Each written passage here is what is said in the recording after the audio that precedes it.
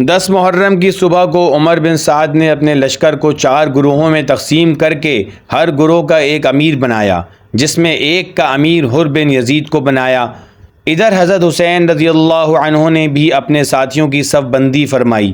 اچانک حر بن یزید گھوڑا دوڑاتے ہوئے حضرت حسین کے لشکر میں شامل ہو گئے اور خوب نادم ہوئے کہ میں نے آپ کو راستہ نہیں دیا، کیونکہ واللہ مجھے اندازہ نہیں تھا کہ معاملہ یہاں تک پہنچ جائے گا۔ اب یہی میری توبہ ہے کہ میں آپ کے ساتھ قتال کرتے ہوئے شہید ہو جاؤں۔ چنانچہ ان کے سامنے ڈھال بن کر کھڑے ہو گئے۔ یہ سب دیکھ کر حضرت حسین رضی اللہ عنہ کی بہن سیدہ زینب رضی اللہ عنہا بے قرار ہو گئیں اور رونے لگیں، جس پر سیدنا حسین رضی اللہ عنہ نے ان کو وصیت فرمائی کہ جب ہم شہید ہو جائیں تو تم سینہ کوبی نہ کرنا اور کپڑے ہرگز نہ پھاڑنا اور بلند آواز سے نہ رونا۔ یہاں پر حر بن یزید نے بھی لشکر کو بہت سمجھایا کہ تم کس پر حملہ کر رہے ہو، تم ہی نے ان کو بلایا ہے، اب تم ہی ان پر حملہ کر رہے ہو اور ان کو قتل کرنے کے در پہ ہو۔ جب شمر نے یہ دیکھا کہ بات چیت لمبی ہو رہی ہے تو اس نے پہلا تیر چلایا اور جنگ شروع ہو گئی۔ حضرت حسین رضی اللہ عنہ کے ساتھی جس طرف بڑھتے ادھر سے میدان خالی ہو جاتا، دشمنوں کے بھی کافی لوگ مارے گئے اور حضرت حسین رضی اللہ عنہ کے بھی کئی ساتھی شہید ہو گئے۔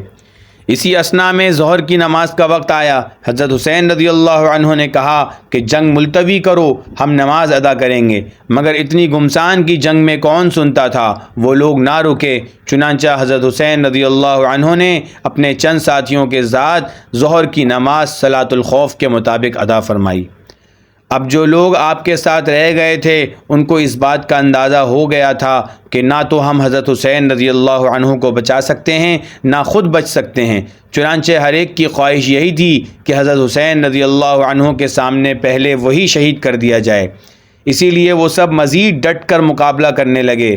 اس دوران حضرت حسین رضی اللہ عنہ کے بیٹے علی اکبر آگے بڑھے، جن کو کمبخت مرہ بن منقذ نے نیزہ مارا اور دوسرے شقی لوگوں نے آگے بڑھ کر ان کو شہید کر دیا اور جسم کے ٹکڑے ٹکڑے کر دیے۔ ایک ایک کر کے حضرت حسین رضی اللہ عنہ کے تمام رفقا شہید ہو گئے۔ اب حضرت سیدنا حسین رضی اللہ عنہ اکیلے بے یار و مددگار رہ گئے۔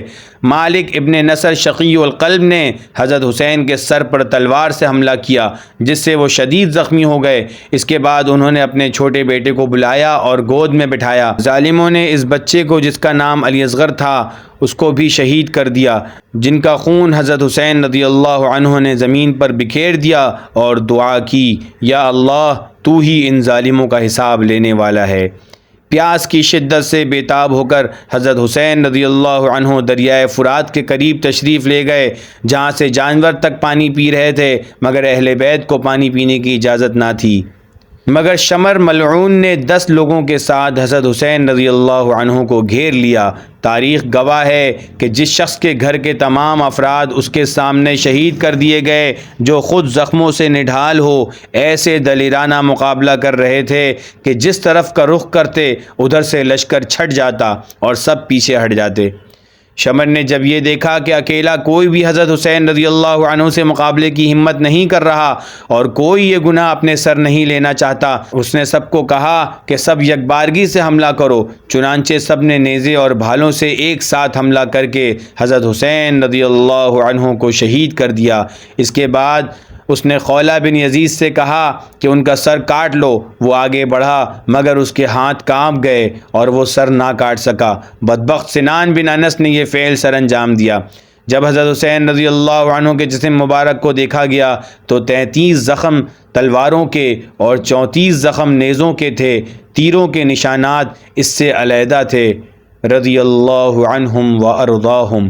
یزید اور ابن زیاد جو صرف دنیاوی اقتدار کی خاطر سفاکی اور بربریت کی حد پار کر گئے، رہتی دنیا تک ملعون اور مطعون رہیں گے، جبکہ دوسری طرف سیدنا حسین رضی اللہ عنہ قربانی، ثابت قدمی اور دین اسلام کی سربلندی پر عدم مصالحت کی اعلیٰ ترین مثال بن کر تا قیامت امر ہو کر زندہ و جاوید رہیں گے۔